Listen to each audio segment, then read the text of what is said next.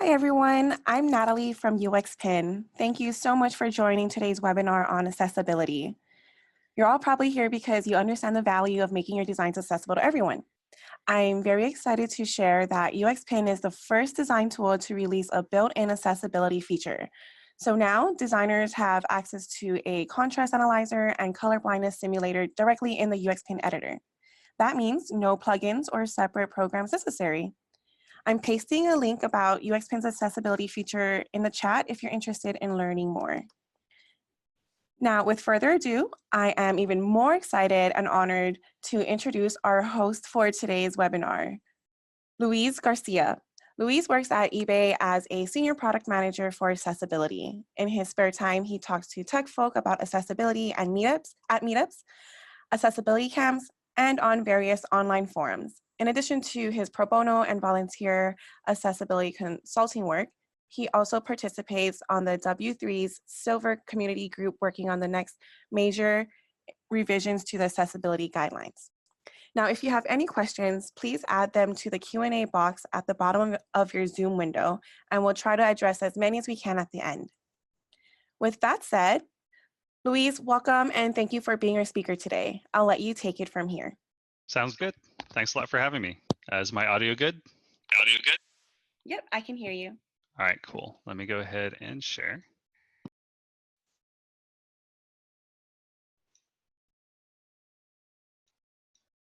Okay, so you should be able to see my first slide. Hey, welcome to this webinar on accessibility, the design handoff and you. Before we get started, I just want to make sure that folks can follow along if they want to. And I would encourage you to follow along because I have links within the slide deck that I'm not going to provide the URL for. So if you could pull it up, the slide deck that I'm actually going to be presenting off of is at garcialo.com/2019/UXPin. And I'll go ahead and say it again just to make sure that people have enough time to pull it up, make sure they're on the right page. It's garcialo.com/2019/UXPin. And thank you for the wonderful introduction. My name is Luis Garcia. I'm a senior product manager for accessibility at eBay. I'm Garcialo on Twitter. And there's going to be a lot of content we're going to be covering today, but we're not going to cover everything having to do with accessibility. So if you want to chat with me sometime, ask me some accessibility questions. I'm pretty active in the Unite Designers chat.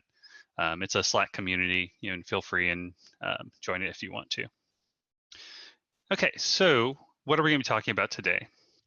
We're going to briefly cover, what is A11Y, what is accessibility, talk a little bit about like what the state is of accessibility within design, as well as how do we include accessibility into our designs, and then the main content for this talk, the bulk of the content is going to be in communicating accessibility during the design handoff.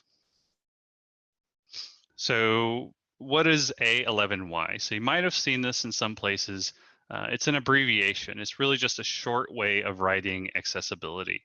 A slightly longer definition of what A11Y is it's a numeronym of accessibility that's created by replacing the middle 11 letters in the word accessibility with the number 11. So that's what A11Y is. What is accessibility? At its most basic, it's making your products usable by people with disabilities.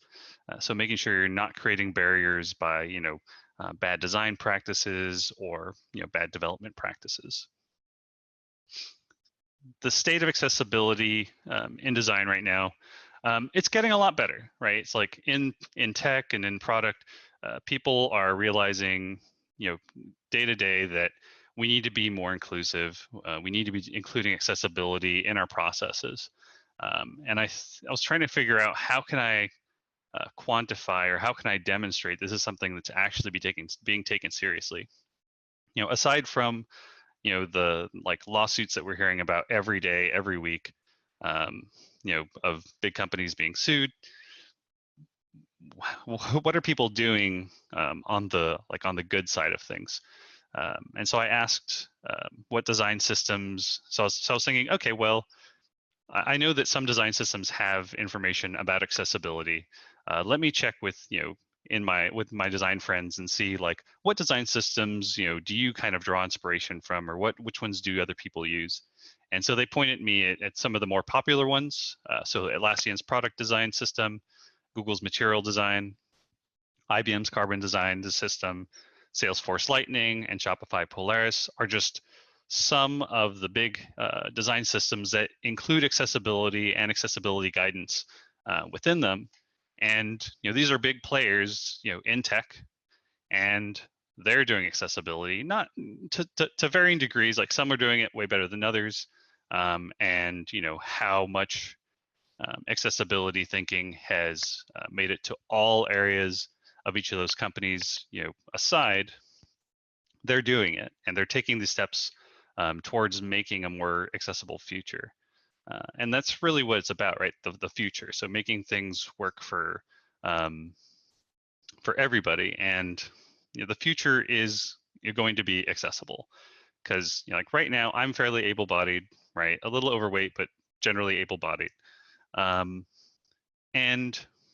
as I get older, I'm going to lose abilities. So I'm going to lose sight. I'm going to lose, hearing.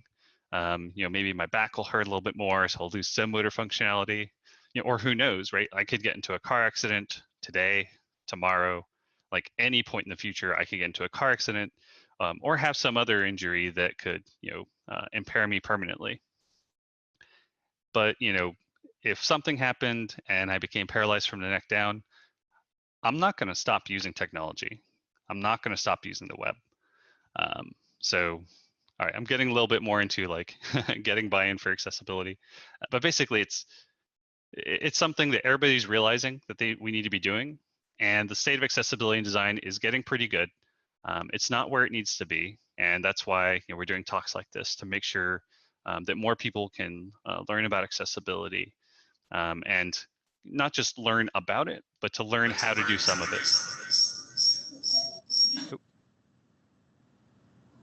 All right. I'm getting a little feedback. Somebody have their mic on?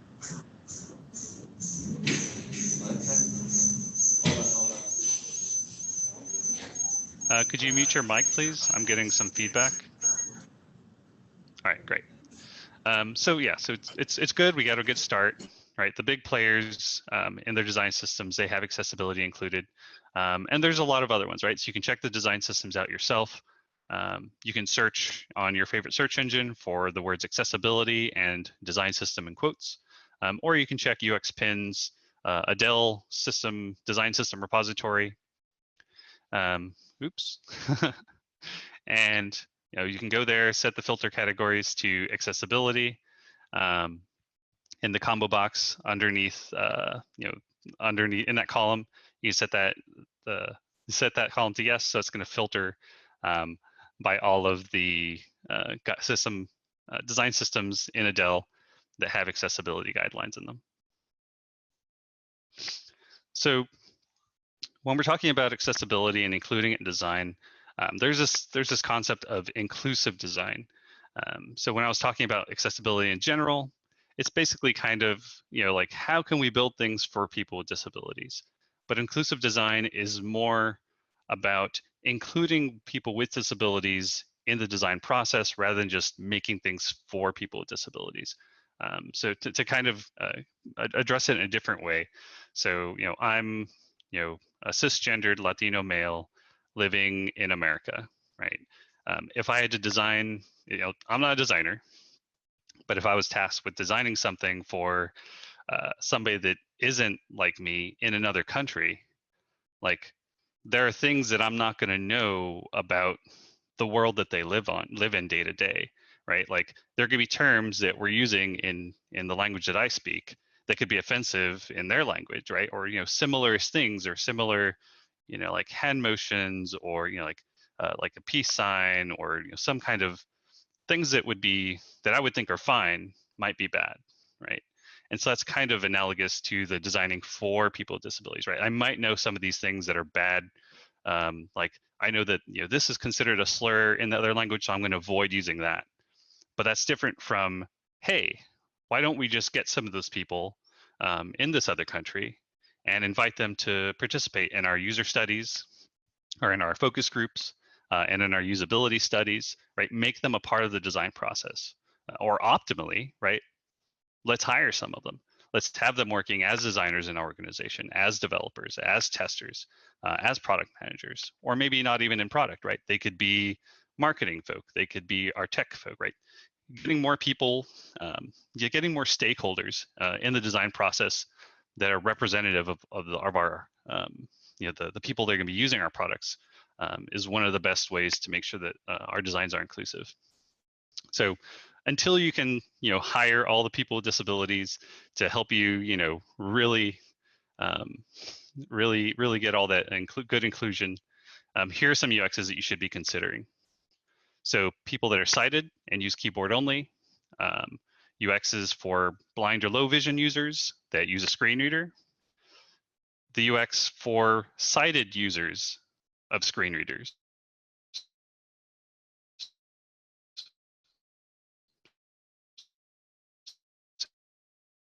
So that's going to be people with like getting from eyes, so getting like audio, reading along with audio, speaking it, that's usually helpful.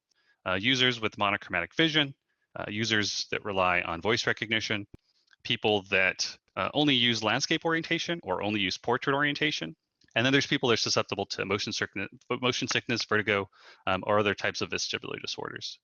So here's some really quick tips. I'm not going to be talking a ton about designing for accessibility, but here's some quick tips. So checking your designs in grayscale. That's going to help you avoid, color alone issues. That's going to be kind of for people with monochromatic vision, which is kind of an extreme type of color blindness, but it's also the most extreme type of way, the extreme audience that we would want to consider, because that's going to encapsulate all of the other types of color blindness. If your designs work in grayscale, it's going to work with any type of color blindness. Use text along with your icons, right? That's good for voice recognition users. So if I rely on voice recognition and I look on a web page and I see a heart icon, so what am I going to say in order to activate that heart? Do I say click heart? Do I say click love? Do I say click like? It's not clear just from the icon itself how I would use that control. So presenting text along with icons is great, right? Or just using text, that works too. Use color contrast palette creators to ensure sufficient color contrast. So you probably have your design system colors, or maybe you're looking to hey, we're going to change up our colors because we want like a fresh look and feel. Use one of these color palette creators. You can go and throw all your colors in it. It'll say like, oh, these are the color combinations that meet the accessibility requirements. And then you can kind of, use that to kind of help you pick more accessible colors. And as a challenge today, something you could do if you're in my area of the world, it's not the afternoon yet. So maybe this afternoon, you could try using keyboard alone for your computer, right? So unplug your mouse, disconnect it, put it to the side, and just try navigating on the web using keyboard alone, or using your computer using keyboard alone. It might be useful to prepare some keyboard shortcuts as a cheat sheet, because you're not a super experienced keyboard user, so having some notes would be useful. Okay, so now we're getting to the good stuff. How are we going to be communicating accessibility in the design handoff? So like I said, I'm not going to be giving a ton of like information on how to do all the accessibility stuff, but Avinash Kaur published a good set of accessibility guidelines for UX designers. I would definitely encourage you to take a look at it. It was published like in December. It's got lots of really good information in it. So here are some things to include. Like I said, it's not exhaustive. We're not going to be covering every single thing that you could possibly be doing for accessibility in UX and in design. And for each of these, we're going to kind of briefly cover it. I'll give you an example of how we can kind of communicate it to the developers. So we're going to be looking at keyboard focus states, focus and content order, content structure, and then links and buttons if we have time, if we get to that. So what is a focus state? So focus states are for keyboard users what the mouse pointer is for mouse users, right? So it's also called the focus indicator or focus styles. Why are they important? It tells the user where they are on the page. And the focus moves through the interactive elements, through links, buttons, form inputs. It's important to know kind of what you're going to be using. And you want to make sure that everything that's interactive on the page, that you're actually going to be able to use it. And by putting that focus indicator, that focus style on those interactive elements, you're letting the user know, hey, this is a thing that you can use. And I'm showing you very explicitly that you can use it. And also, it just looks good. And I'll show you that very shortly. So how do we communicate this in our handoff? This is actually really simple. So if you have hover states in your design docs, like in your mocks and in your design system, just also include the focus state, right? So I have this example here from the product design system. It has like, this is describing tab behaviors, and they're describing behaviors, they're describing the different states for the tabs. So they have standard state, they have the focus state, they have the hover state, and they have the active state. So it's not saying like, hey, look, you need to make sure and do focus for accessibility. It's like, no, it's just good design to make sure that we're covering all the use cases that our users are going to have. And using a keyboard is something that the vast majority of people do on the web. So this is what it should look like when the user is using a keyboard to interact with our tabs. So let me pull up this example from a colleague of mine in the accessibility industry, Derek Featherstone, and he just published this recently. It kind of demonstrates three examples, three levels of like doing focus styling on the web. So this first one is the default. Let me actually zoom this a little bit because it's a little small. All right. So I want to make sure people can see this. So this is the first group. We're looking at these 4 links here.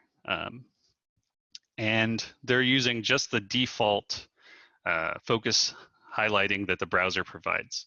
So I'm going to tab into this. So you can barely tell. If you have a really good monitor, you should be able to tell that my focus is on the first link. How do I log into the system? If I hit tab, now it's on how do I reset my password? I hit tab again, 2-factor authentication, tab again, log into my cell phone. So this is like the bare minimum. And this would technically pass the guidelines. So, it's not a great experience. You can't really tell, but I'm tabbing through each of these things back and forth. Let's move on to the next example. It's a little bit kind of like, it's getting better, but it's still not as great. Let's go ahead and tab into this. So this should be more noticeable than just the default focus state, right? So we have an underline underneath the actionable text for the link, right? So right now I'm on the first item. How do I log into the system? If I hit tab, you should see my focus move to the next one. So now the second one is underlined, and I'm just going to tab back and forth through these so you can see how this is working. But as Derek describes, this isn't really good enough yet. So let's go down to this third example, and I'll move this beautiful picture of Derek Featherstone into view. And let's tab through this last one. And this should really be like, oh, this is how we should be doing it. This is very clear. So we have a nice solid outline. The text, the link for the text link, the link text is underlined. So we have a really good affordance for our keyboard users of where they are on the page, right? So this is kind of, we want to be doing things more like this rather than just relying on the browser defaults for some of these things. Okay, so basically, create good focus styles and include them in your design docs. All right, the next thing we're talking about is focus and content order. So focus order, so what are they? Focus order is the order that the user is going to tab through your interactive elements, right? We talked about those already. Those are your links, your buttons, your inputs. And the focus order is going to match the content order, except for very rare edge cases, right? So how the developer, builds the page, like what content, if you've ever, if you've done web development, if you worked in HTML, it's like, the order of the elements as they're going to show up in the DOM, that's going to dictate what your focus order is. The content order is for everything else, like all the non-interactive stuff. And we're going to talk about this more in the next section. So why is it important to specify the focus and the content order? Um, it's kind of about being explicit in your design, right? So like we're like I've seen mocks that have like, oh, we need to have certain amount of pixels, between this element and this element, or we use this exact color, for this button. Okay, that's great, but we need to be just as particular about the details of the order of our content, right? Because these create paths for our keyboard and screen reader users. Um, you know, if I'm a sighted keyboard user, I'm going to be perceiving the page in 2 dimensions, yes, but I'm going to be interacting with it linearly, right? So I'm going to kind of use tab and shift tab to move forward through the page and backward through the page via the interactive elements. However, if I'm a screen reader user, I'm going to be perceiving the page and interacting with it linearly. Because I can't, if I'm a blind, or if I'm a blind screen reader user, I couldn't see the page, which means I couldn't tell like positioning where things are. I'm going to have to rely on the audio interface to drive me through the page linearly. So how do we hand this off? So you want to specify in your mocks where each interactive element goes in the focus order. So here's an example from material design. They have a section on focus order. And this example might not necessarily be the best because I wouldn't agree that all of these things should really be in the focus order, that the keyboard user is going to interact with every single one of these elements. But it does a good job of explaining how you could mock this up. Right, so we're going to assume that all these elements are interactive. So at the top of the image, I have, well, so to kind of describe this image, it's kind of like some kind of like product card, right? So there's like an image of the top of the item. There's a like description of the item, the price of the item. There's details, there's the size of the item, and you can add it to the cart. So each of these elements is marked up and they have boxes around them with numbers letting you know what the order is for the flow, right? So if I'm tabbing through all these, assuming they're different tab stops, I'm going to have 8 different tab stops here, right? One for each of these elements. I think this is probably more accurate as like a focus order or as a content order, that this is the order the content should be built in. And then some of these elements will be interactive and they would kind of flow into this content order.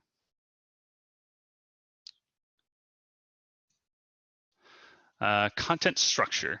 So I'm actually going to be spending quite a bit of time on the content structure because in my personal opinion, it's something that a lot of pages right now are seriously lacking.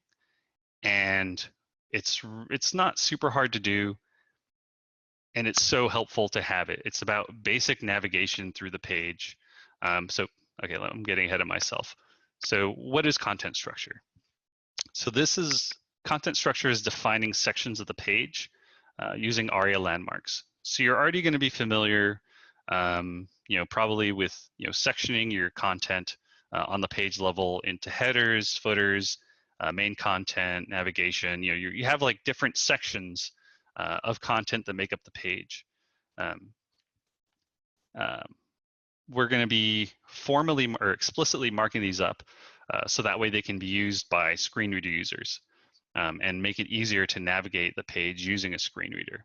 But the content structure is also about defining sections of content using HTML headings, right? H1 through H6. So, why is this important? If we're not, so when we create the landmarks, when we specify the landmarks and the headings, this allows screen reader users to navigate by the landmarks, they can navigate by the headings, and they can even navigate by heading level, right? So if we're not including this, then what ends up happening is that it's a lot more difficult to use the page. If I can't navigate the page, it's more difficult to use. And so how do I communicate content structure in the handoff? It's pretty straightforward, just like anything else, right? You're going to specify which content is going to be landmarks, and what content goes into that landmark. Like where, so if I have a CTA on my page, which landmark should it be in? If I have navigation at the top of, or I have a navigation at the bottom of my header, does that content live within the header, or is it the top of my main content, right? Just some examples of why you'd want to specify which content goes in which landmark. We're also going to be specifying the headings and the heading levels, right? Because having the headings is good, right? So headings describe content that goes, that follows them. But we also need to have the heading levels because those give our page that gives us more structure for our pages. It creates a heading outline of the content that gives the user information about the hierarchy of our content, right? Because we have visual hierarchies typically. This can be more of a programmatic hierarchy. And it's useful for navigation.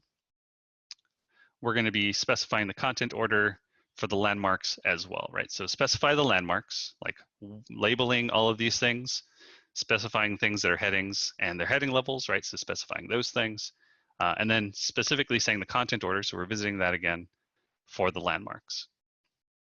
And we're going to take a look at the content order concept by looking at this landmarks playground from HTML5 accessibility. So these are generally what the landmarks are, right? So I'm not going to get some of the terminology and the code level names that are used for these things don't really match with what we would normally say, right? So the header is actually technically called a banner. The footer is actually technically called content info for some reason. I'm just gonna kind of ignore that and just use terminology that I'm more familiar with and I feel comfortable saying. So right now on this page, the areas that we have specified are the header or the banner. We have this navigation on this left side. We have this main content in the middle. We're going to completely ignore this application inside the main content because that's a whole nother can of worms. Just real quick tip, don't use the application landmarks unless you absolutely know what you're doing. All right, if you're building something like Google Docs and Gmail, then you should use the application landmark. Otherwise, avoid it. All right, we have this complementary on the right side with a form and a search inside. And then on the bottom of the page, we have this footer or this content info. And if we're going with a kind of typical content flow or content order, top down, left, right in the Western world, the content order would be the banner first, and then we have this navigation on the left, then the main content, then the complementary, and then the content info. But we might want to, from a UX perspective, say, well, yeah, we have the navigation visually on the left, but really, I want the content order to go directly from the header into the main content. And then the user can go to the navigation after that, and then they can go to the complementary after that. I'm not saying that's necessarily better or worse. I'm just saying that, in some cases, it might make sense to go directly from the header into the main content. So specifying, this content order at this high level, right, is just as useful as specifying it, at that lower level when we're looking at that particular product card. Oop, wrong page. All right, and there's a lot of information about which landmarks to use and how you should use them. There's a lot of really good information on this page, which is linked from my slide deck, and it goes through all of the different types of landmarks that you can use. If your developer is building a page in HTML5, it says what the HTML5 element that they would use and how that corresponds to the ARIA landmark. And then this page itself has some really good examples. It shows the landmarks that they're using on the page, right? That's really cool. And it also shows these are the headings that they're using on the page. There's a lot of really good information here. This is something that's super important. It's pretty easy to do. And you could do a lot of this stuff without actually even making visual changes to your code base or visual changes to your pages. You can just add some ARIA attributes and benefit from having these landmarks on your page. You've probably got a whole bunch of divs that are essentially doing the purpose, like they're doing the same job as an ARIA landmark. And all you need to do is just say, hey, also do the job of an ARIA landmark, and you get a lot of accessibility stuff for free. And I'm actually going to spend a little bit more time on this and kind of demonstrate this this functionality, and hopefully I'll be able to hear my screen reader. If not, it's fine. So I'm not going to start with the screen reader yet. I'm just going to kind of explain what I have on this page and show you the landmarks that I'm using. So this area up here on the top, actually, let me just go ahead and display the landmarks. It's gonna get very loud very fast on the page, but I'll walk you through everything. So I have this plugin that's gonna, put boxes around all my landmarks. So these are the demo controls, right? This is just stuff that I've put here. These are the controls I've made for this demo purpose. This is the actual start of my page, this banner landmark, which is the header. And it has this awesome website thing here. And I have these navigation links. So these two boxes here, right? The banner, the navigation landmark is inside of the banner. So that's why it kind of looks like they're two on top of each other. And then up here, this one's just kind of right before the banner. So that's why they're butted up against each other. Down here, I have my main content. So this is just the main content of this web page. This is the purpose that you're on this page. Then I have this aside here, this complementary landmark, which has information that's related to the main content, but is kind of independent, could exist independent of the main content. And then of course at the bottom, I have my copyright, privacy, and accessibility policies in my footer. So this is the landmarks being used on this page. So if I'm a screen reader user, I would be able to navigate through all this content. So let's see if this will work and see if y'all can hear it.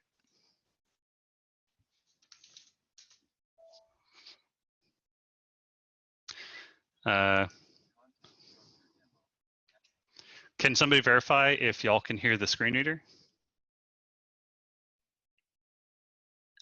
I can't hear it at the moment. Okay, cool. Oh, I'm getting all these notifications from my screen reader. All right, I will go ahead and give me 1 sec. Let me mute this. All right, so I'll go ahead and just give you the audio of what my screen reader is gonna be doing. You'll be able to see some of the stuff anyways, so it's not as important that you actually hear it. It'd just be nice if you can hear it. So my screen reader, I have a plugin that's going to give me this nice red outline around everything to let me know where I currently am on the page, so that if I'm sitting with a blind friend or a blind colleague, and they're navigating through the page, if they have this plugin turned on, I would be able to follow along with where they are on the page. But it's also useful for in the accessibility testing I do to be able to see where I actually am on the page while doing screen reader testing. So right now, structure stuff that we have on this page are headings and landmarks, and then we also have links within our content, just like you would on any site. So I'm going to navigate by headings first using my H key. So you can see that says there's this green dotted outline around "Welcome to the awesome Ipsums website." This is the first level heading on my page. I can hit H again. That should go to the next heading. Now it's on the Lorem Ipsum heading. I can continue down the page through the various headings that are on the site. All right, I can also shift H and go backwards through the headings because I have this structure that exists, right? Because I've coded this properly. This isn't just large bold text. These are headings that are marked up properly. And just the same way, I've marked up my headings. I have similar markup for my landmarks. So I can navigate forward and backwards through landmarks. So if I hit my D key, I'll be able to go forward to a landmark. And that's going to take me down. It's highlighting the various Ipsums heading because that's the first content that is within this landmark that I have, within the aside content, or within the aside landmark. So if I do Shift D, this can take me back into the main content, or I can hit D twice and jump all the way down to the footer, right? So that's the power of having the landmarks and the headings specified. Is it makes it a lot more easy, or it's a lot easier for screen read users to navigate. So now, from this demo, what I'm going to do is I'm going to remove the structure. So right now the headings and landmarks are set to yes. I hit remove structure, and I've done some code in the background, which essentially removes the landmarks and removes the heading semantics from all of the elements that were providing that before. So if I hit my D key now, it's not going anywhere because there's nowhere else for it to go. So I'm trying and trying as I might. I'm not going to be able to navigate to the landmarks. And if I hit my H key, same thing. I'm not going anywhere. My focus is still just up there on this button I created for removing all this content, right? And this is typical, like this is typically how a page would be built, by people that aren't aware of, how important it is to have the headings and the heading levels, or to have the landmarks specified. So if I was a screen reader user, so it's how am I going to get down to this content? Like if I want to go to the privacy policy, or if I have an accessibility issue with this page, how am I going to get down to the accessibility link? I have to rely on, the keyboard the keyboard navigation. So I'm going to have to tab all the way down through every single piece of content on the page to get to my accessibility link. Whereas if I had the landmarks and I had those headings specified, I could just navigate by landmarks, skip over all of the main content, skip over all of the other stuff that I've got on this page, and get directly to where I know the accessibility link is going to be. That's just one example. The screen reader users are going to have lots of other tools for navigating through the site, just so you know. I'm just using this particular functionality as an example. And this isn't like a great example of a web page. I mean, I think it's great, but I'm not a designer. Most pages will have a lot more content than this.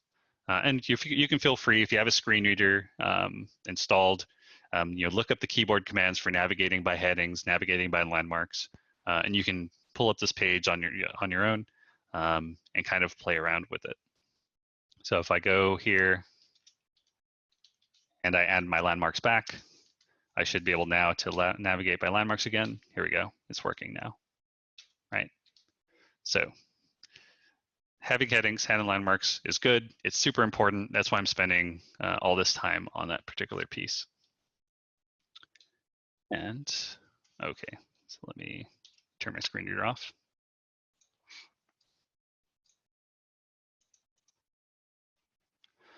Okay, so, and it's really as simple as, right, like so to communicate these, the content structure in your handoff, right, you pretty much just, like on this page, you have these landmarks, you specify this one's a banner, this one's a navigation, this is complimentary, this is content info.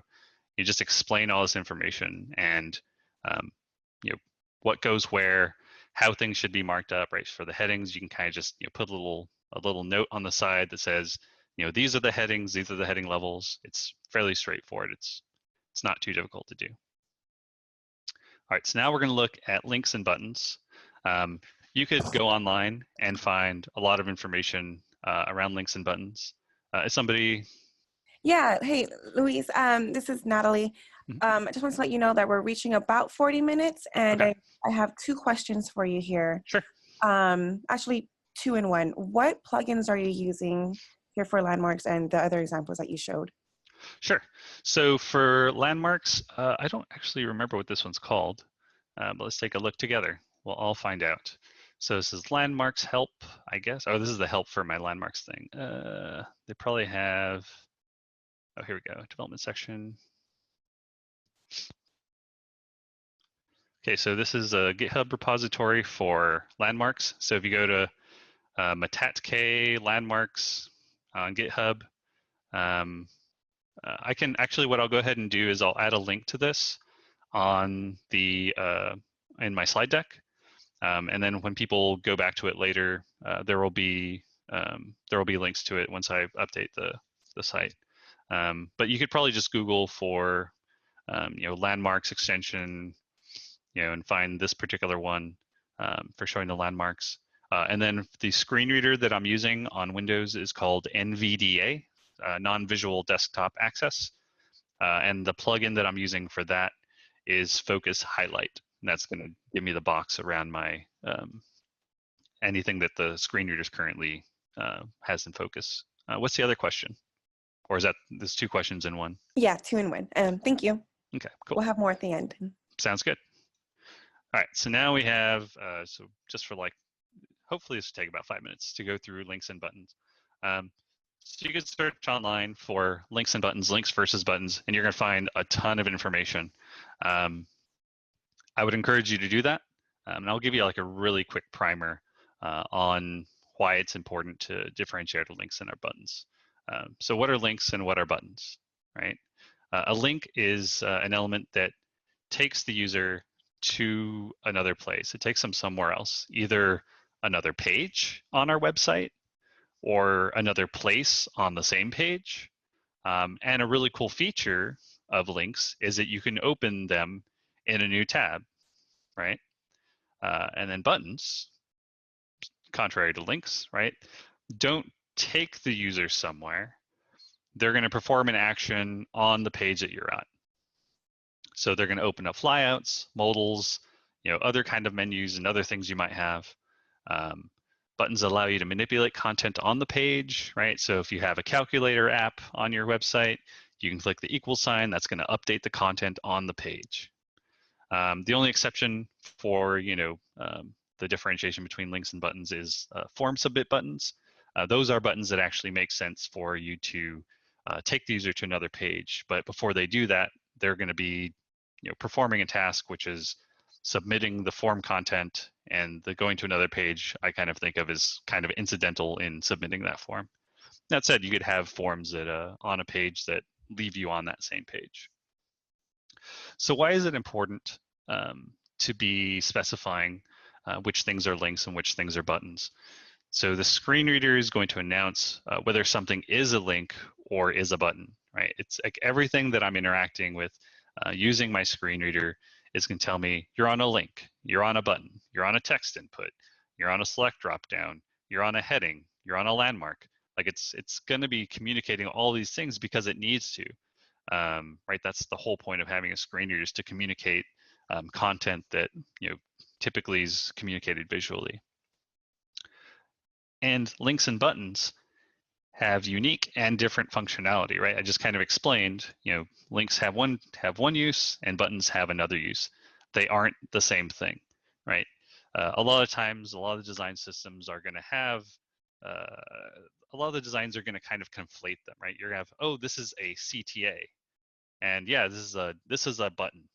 Okay, well, the actual functionality of that CTA might not actually match with the visual design of a button, right? It might actually be that it's a link taking you to the sign up page or taking you to the newsletter page. So how do we hand this off, right? It's very straightforward.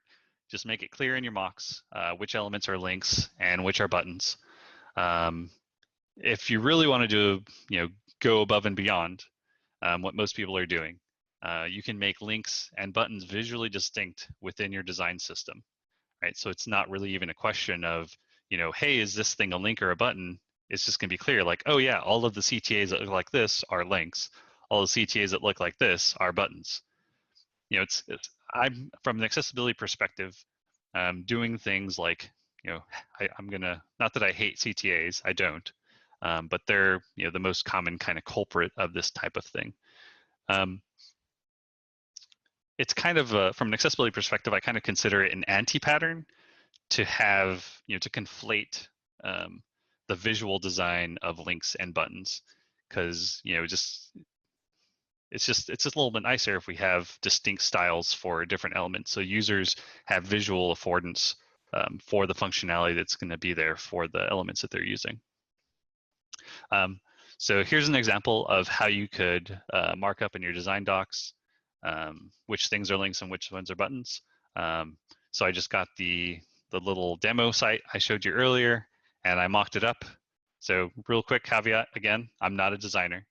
So you could do it either of two ways, right? There's just two ways I thought of. I'm sure that designers are gonna have a lot more ways of doing this kind of things. You can have the word buttons and just kind of like, have lines going to it or some variation of it, right? Have links and just say like, oh, these things are links.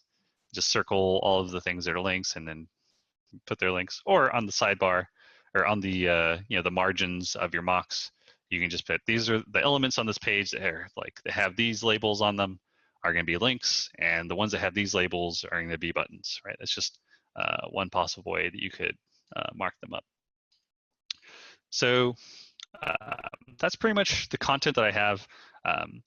And hopefully y'all learned a little bit more about accessibility and how we could include it in our design handoff.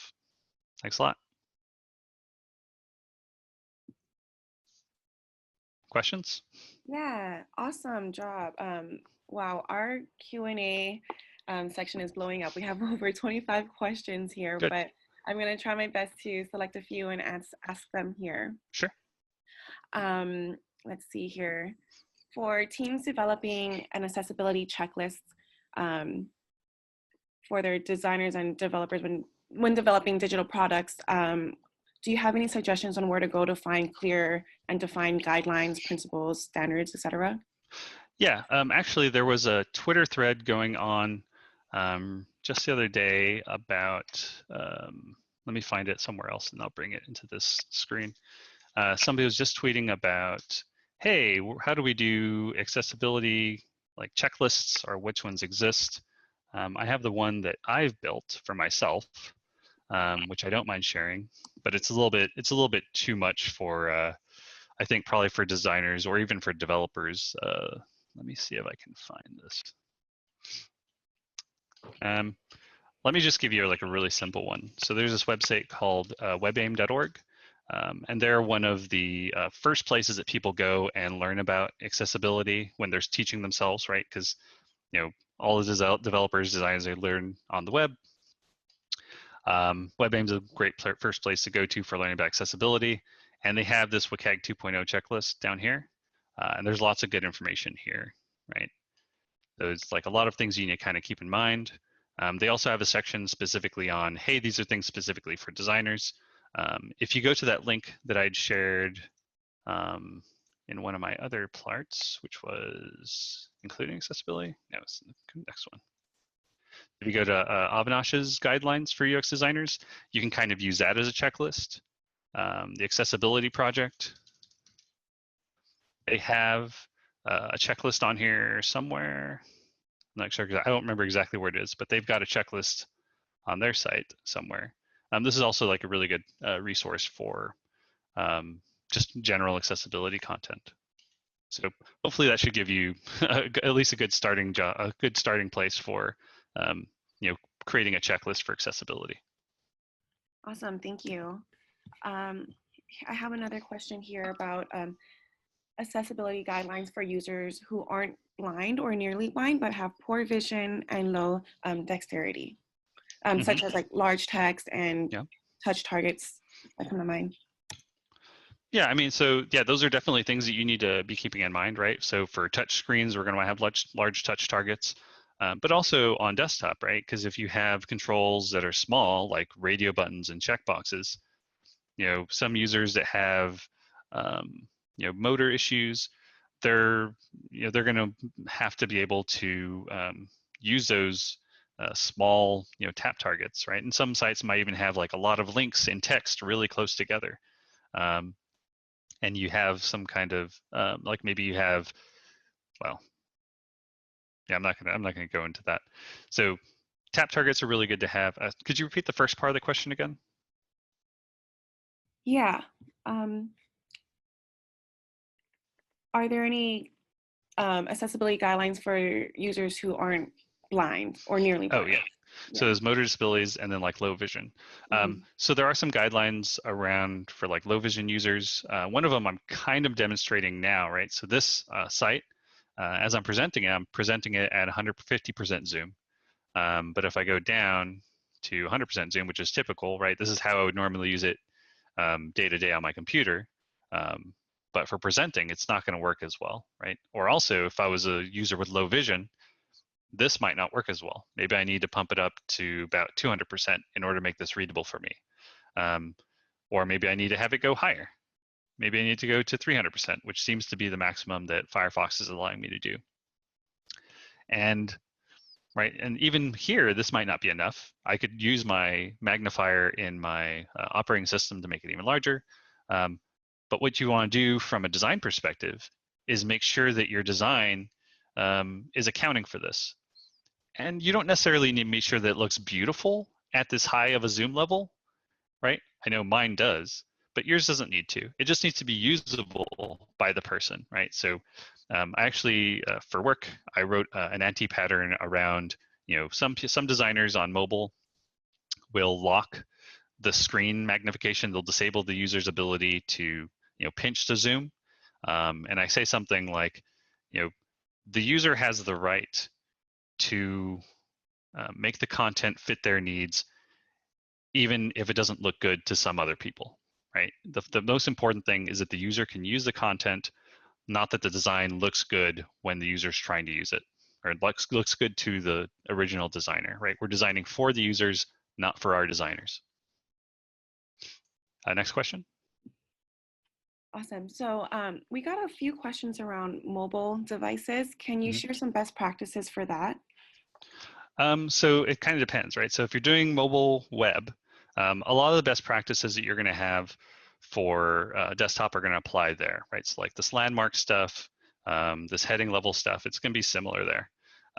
If you're dealing with native, there's sort of analogous stuff on that side as well. So a lot of these principles are going to kind of carry over.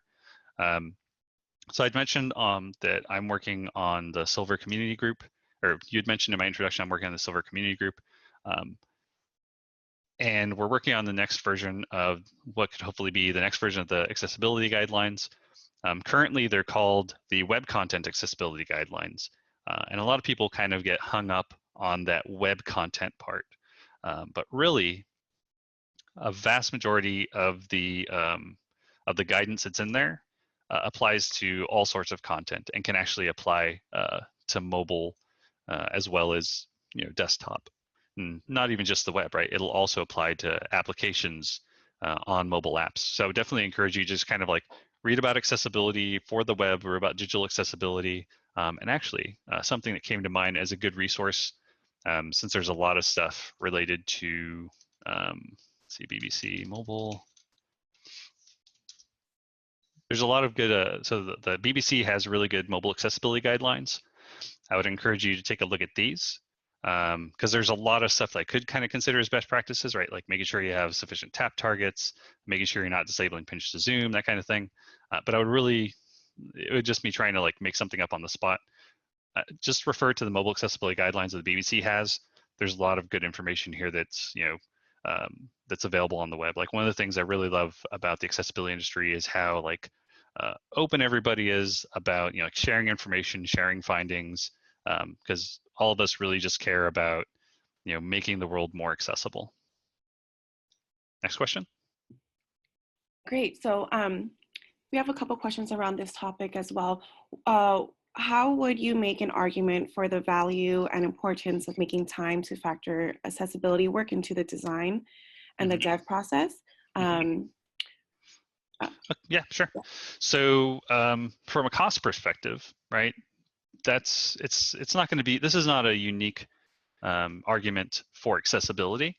Like with any other thing you're going to be considering within your design or within your development, the earlier in the process you think about it, the less expensive it's going to be to implement, right? So say for instance, a designer designed something, a developer built it, a tester's testing it, and then they're going to launch and they're like, hey, let's check with the accessibility people and see if there's anything that we need to do to, just at the last minute to make things work for accessibility. It's like, okay, well, let's take a look at it. And there could be fundamental design changes that need to be made, because maybe the contrast is too low, or maybe there's like a really cool animation, but it's making people sick, right? But they've kind of made this a key part of how the thing works, even though it's not essential to the content that you're presenting. Then it's going to be a lot more expensive because we've already sunk all of this money and all this time, all these resources into building this thing, into testing this thing, into designing this thing. The earlier we get accessibility in that flow, right? Getting it in design, getting it and making accessibility part of design, in a part of development, in a part of testing, it's just going to make it less expensive to do. And then from like the business case, right? It's a lot of people, kind of put accessibility aside because they're like, oh, there's not that many people that have disabilities. It's a small percentage. But the thing is, in most countries, people with disabilities fall into a protected class. So it's not really about how many people there are that have disabilities. It's just about doing the right thing and being in a society where we're going to give everybody equal opportunities to things, equal footing when it comes to things like the web. But talking about numbers, 1 in 4 people in the U.S., 1 in 4 adult males, or 1 in 4 adult Americans, have some form of disability that impacts their day-to-day life, and 25% is a large percentage of users. And it's not going to be like that those are all blind users or all users with motor disabilities. Like that's going to be all user disabilities. It's a large market, right? And if you're making accessible products, you're gonna people that are in community groups, for others with similar disabilities that they might have, they're gonna be like, hey, I found this really cool product and it works really well for for our use cases, and they're gonna tell all their friends about it, and then you're gonna get more business, right? So do you have a specific case study that designers could share with their managers, or do you recommend any people to follow on social? So I don't have specific case studies I can think of. When it comes to social media, basically what you want to do is go to Twitter and just really just kind of follow the A11Y hashtag. So just go here. Ooh, I'm not signed in. Let me pull this over. So we just go to A11Y hashtag. Oop, A11Y. Just follow the A11Y hashtag, and there's gonna be lots of people talking about accessibility. What I would say is just follow the hashtag, find the people that are saying the things you like hearing, that seem to have good information. Oh, WebAx, he's a really good one. He kind of like curates a lot of stuff going on in accessibility. There's a lot of really good people, really smart people in accessibility. I'm not going to like talk about specific people too much. Just go to look for A11Y. It's what everybody uses when they're talking about accessibility stuff. Yeah, that'd probably be the best way forward. Okay, great, thanks. I have time for one more question here. Earlier in the webcast, you mentioned transgender as an accessibility concern. Can you provide an example of where gender comes into play with web accessibility? If I said that transgender was an accessibility concern, then I misspoke. That doesn't sound like something I would have said. Hopefully I just misspoke. But yeah, that's not something that I've ever heard of as being something that's like an accessibility thing. Sorry, someone must have misunderstood. Yeah, that's fine. That's that happens. Maybe I just mumbled it. I tend to mumble. Cool. Let's see. Let me replace that with another question here. Sure. As for content, what if your navigation is on the top? Would it still be considered a banner? If your navigation's on the top, it could. So the navigation is not going to be the banner, right? So let me go back to the. Well, let me go. What's the fastest way to get here? I'll just keep going forward. Oh, and I'm reading in the chat here that it was cisgendered, not transgender. Oh, I said that. Yeah, I was just saying. The example I was giving was that I'm a cisgendered male living in the U.S., and so if I'm being asked to design something for somebody that might not be cisgendered, might not be in the U.S., basically, I was just trying to say that even though I'm not like somebody, there's some things that I can do. But to really kind of include people that aren't like me individually, like specifically, then you need to bring those people. I need to talk to people that are, like the target audience that we want to include, right? Mhm. That's basically what I was trying to say. I wasn't saying that cisgendered has anything to do with accessibility. Thank you. Okay, so kind of getting back to the other question about navigation being at the top.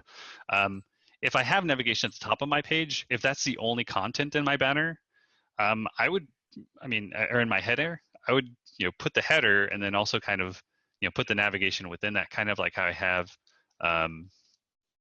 in my demo, right? Because the only thing really in my header banner or my header landmark, I have this image here, which is since I don't have an actual image, it's displaying the alt text. The only thing I really have in here is the navigation. So the navigation is not going to be the banner. It might just be the only landmark or the only content that's in my banner. Hopefully that answers that, that clarifies that confusion. Awesome. Well, that brings us to the top of the hour. Thank you so Cool. much, Louis, Sure. Thanks for having me. for such an awesome and informative webinar. To continue the momentum, the Interactive Design Foundation is offering a course on accessibility and designing for all. And I'm going to paste a link here to the course in the chat. And this course is available until February 2nd, exclusively for today's attendees. And the course provides you with actionable items to apply what was learned today. I'm also sharing a unique link for the IDF membership, which will give you all 3 months for free. So again, huge thank you to you, Luis Garcia, and that wraps up today's webinar. And if you're interested in hearing more about specific topics for these webinars, we encourage you to share them with us at mak@uxpin.com. Thank you so much.